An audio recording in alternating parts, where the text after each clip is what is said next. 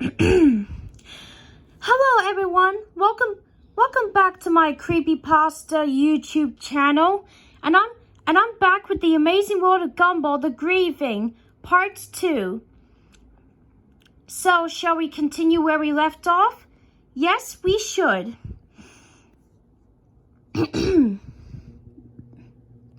When I woke up, my door was unlocked and my television was turned off. I went to call the police on the home phone in my kitchen and reported that I had seen some very disturbing things on my TV and that my doors had been locked.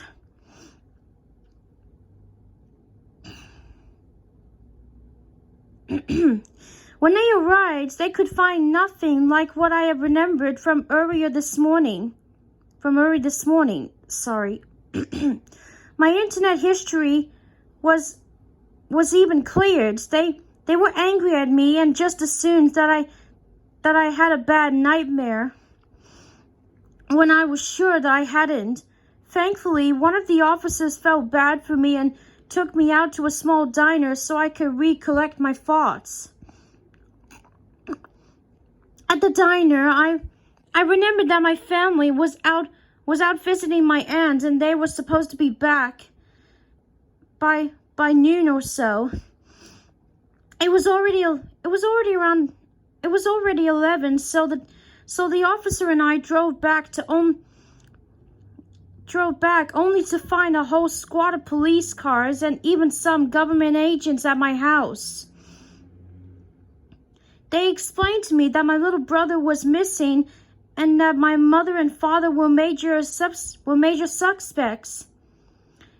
I was freaking out and trying to tell them about the disturbing clip of the boy who looked like my brother being shot in the head, but they wouldn't listen.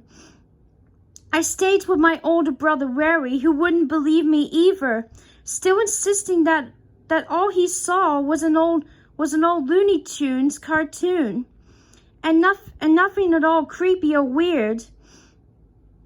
The cops eventually told me that they would contact Turner Broadcasting and tell them about the incident.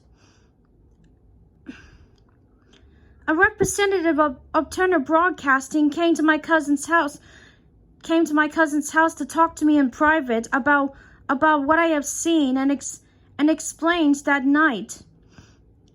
Experienced that night. He was very kind, but it all seemed a little some sort of affront. After I could tell him all I have remembered, he agreed to play back that today's programming from the incident with the disturbing Gumball episode had occurred. To my shock, all that was airing at the time was an old Looney Tunes short. Nothing more, nothing less. I hysterically sobbed and moaned that what I have experienced and seen was completely real, but no one listened. Eventually, I discovered that Ben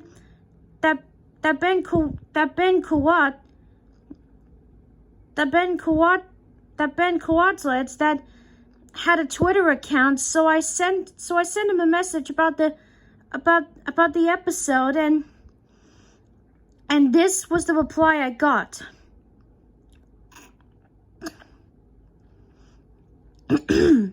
One thing, how the heck did you find that? I never ever thought I would have to think about that old shame again. Don't tell anyone about this, Sarah.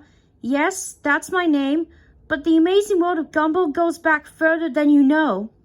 I used to have a really boring job as a teen, and I sketched little drawings of the Wattersons and friends. The episode you saw was never supposed to be seen by anyone but me and a few friends of mine. It was a very, very awful thing to do, but we made the episode as a joke. A from my old job who everyone hated had lost a child to a crazed serial killer who is apparently still out there somewhere. Anyway, we made it so we can make fun of how he came into work usually crying like a fool, which is why you saw Mr. and Mrs. Watterson cry so much in the episode. I know I am deeply sorry for that, for what I did, which is why I tried to bury that stupid thing years ago. Literally, I went out into the countryside with my mates and dug a hole and buried it. What I don't get though is how you described the blood and guts and stuff.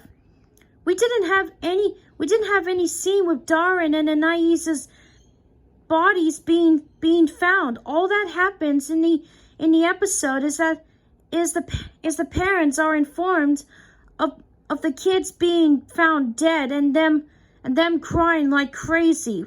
We didn't even draw anything in the episode like that at all. We're not that sick. Now this is my theory. The lunatic who killed the man's child found the tape we buried, watched it, and heavily edited, then hijacked the local TV station near. I blocked out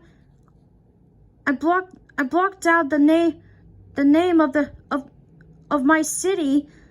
I'm paranoid enough, and it's a small town somewhere, and got the episode to air on your local Cartoon Network station.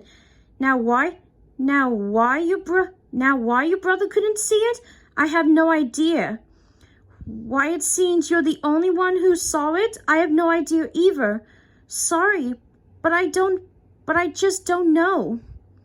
Now for the explanation you have been waiting for, the clips at the end, I don't know. I don't.